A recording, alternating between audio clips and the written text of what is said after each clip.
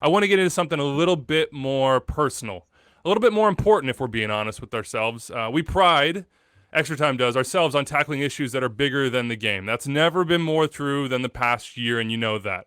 My proudest moments as the host of this show have come when we took the conversation off the field, when we shared how gun violence has affected us in our country, when we handed this platform over to our players so they could say what needed to be said about the evil of racism and inequality. When we endured, and continue to endure, let's be clear, a global pandemic by leaning on each other. When we sat in this studio or on this video call and shed tears together, I believe in a liberal definition of family, and this is a family.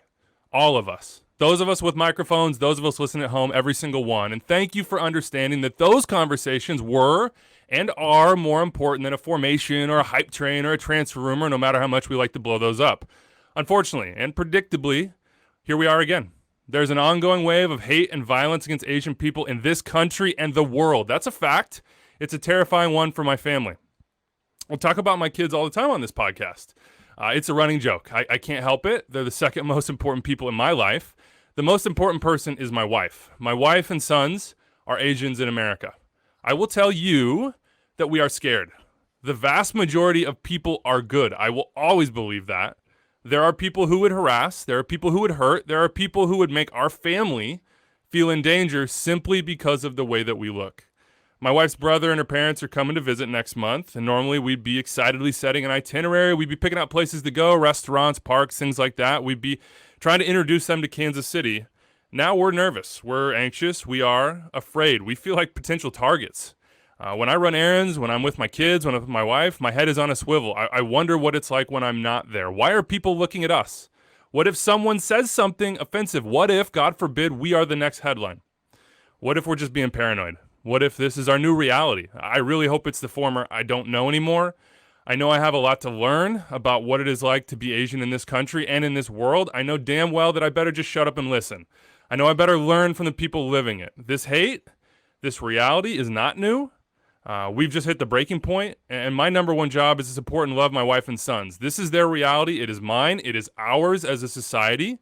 We must condemn hate and violence and promote love at every single opportunity. I know full well the feeling of, what can I do about it? I'm just one person.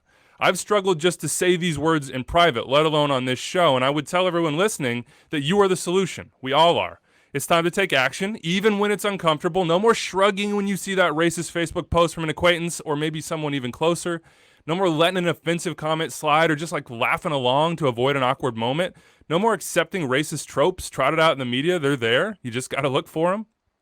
No more looking away when you hear someone verbally abuse or threaten someone in public because you just don't want trouble at that moment. Please, please, please say something. Do something. Stand up for what is right. Stand up for families like mine. Please stand up for humanity. I'm telling you, you can make a difference.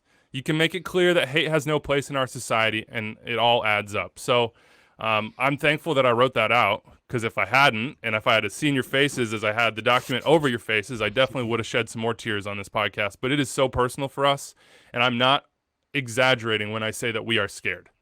I'm not exaggerating when I say that talking to my wife about how she feels about leaving our house without me breaks me. And I don't have to deal with it. I'm a straight white man in America. I don't have to deal with it. And it's my family now, and it will forever be. And I look around and I see all of your families and all of you, and I extend that clearly past the people sitting in this podcast right now. I want the best for everyone. I want us all to feel safe, and that is not the case right now. And we have to examine ourselves and why that is. And it's so much bigger than just Asians in America, though that is what we're talking about right now. We've done it on this show. It's across the board, whether it be your race, your sexual orientation, whatever it is that makes you different. Or not different at all.